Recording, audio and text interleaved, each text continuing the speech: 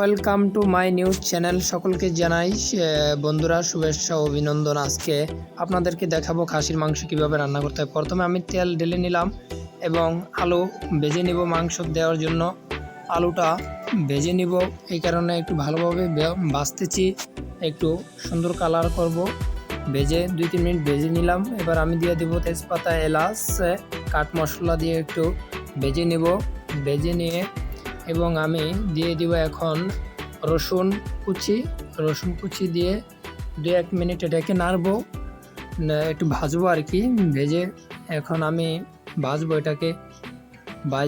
ভেজে এখন আমি দিয়ে দিব পেঁয়াজ দিয়ে দিব। যেতটুকু পরিমাণে পেঁয়াজ লাগে এতটুকু পরিমাণে পেঁয়াজ দিতে হবে ভিতরে, দিয়ে এটাকে ভাজতে হবে সুন্দরভাবে।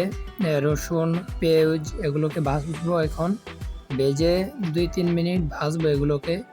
একটু ভাজে এর মধ্যে দিয়ে দিব জিরে বাটা, দিয়ে একটু ভাজতে হবে। জিরা বাটা দিয়ে 1 মিনিটের মতো ভাজবেন।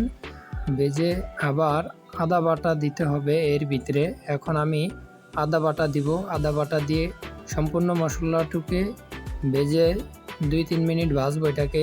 ভেজে পরিমাণ মতো একটু পানি দিতে হবে, হালকা, বেশি না। দিয়ে এটাকে একটু কষাইতে হবে। পানিটা যখন একবারে কমে আসার পরে পরিমাণ মতো এর ভিতরে দিতে হবে 1 চামচের মতো দিতে হবে লবণ, দিতে হবে 1 চামচের মতো, পরিমাণ মতো যে যেমন খায় আর কি। 1 চামচ লবণ দিয়ে দিলাম। হলুদের গুঁড়া দিতে হবে 1 চামচ, তারপরে মরিচের গুঁড়া দিতে হবে 2 চামচ পরিমাণ মতো দিয়ে দিলাম। 2 চামচ মরিচের গুঁড়া দিব। দিয়ে এর ভিতরে সম্পূর্ণটুককে মরিচের গুঁড়া দিয়ে দিলাম। সম্পূর্ণটুককে ভেজে কষিয়ে নিব। এবার আমি মাংসের মশলাটাকে ভালোভাবে কষিয়ে নিব প্রায় 2-3 মিনিটের মতো। নিয়ে পরিমাণ মতো কাঁচামরিচ দিয়ে দিলাম। কাঁচামরিচ দিয়ে এটাকে আমি কষাবো। আবার কষিয়ে পুরাটাকে একবারে মাখা করব। করার পরে এভাবে 2-3 বার করতে হবে। আবার এর ভিতরে পানি দিতে হবে। পানি দিয়ে নিলাম। এর ভিতরে পানি দিয়ে এটাকে আমি সুন্দরভাবে কষিয়ে নিলাম। কষিয়ে নিয়ে এখন আমি খাসির মাংসটা দিয়ে দিলাম। আস্তে আস্তে দিতে হবে মাংসটুক, যাতে মশলাটুক ভিতরে যায়। এই কারণে আস্তে ধীরে মাংসটাকে দিতে হবে মশলার ভিতরে দিতে হবে।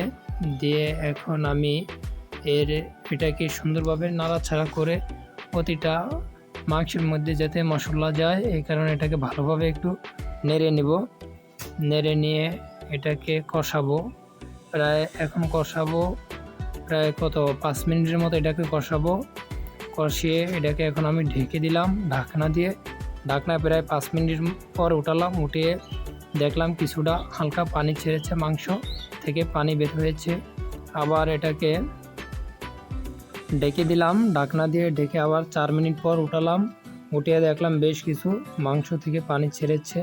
এটাকে ভালোভাবে একবারে কষিয়ে নিতে হবে। যতক্ষণ পানি আসে ততক্ষণ পর্যন্ত কষাতে হবে।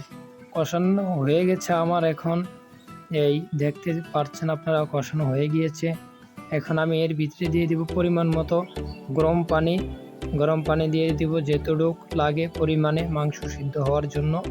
সুন্দরভাবে পরিমাণ মতো একবার পানি দিবেন, ঠিক আছে। দিয়ে এটা সুন্দরভাবে একটা নাড়াচাড়া দিয়ে এখন ঢাকনা দিয়ে ঢেকে দিতে হবে। এটাকে ঢাকনা দিয়ে ঢেকে 5 মিনিট পর উঠাবেন। উঠিয়া একটা নাড়া দিবেন যাতে নিচে না লেগে যায়, মাংসটা নিচে না লাগে। দিয়ে এবার মাংসের মধ্যে আলু দিতে হবে, কারণ আমি আলু দিয়ে দিলাম।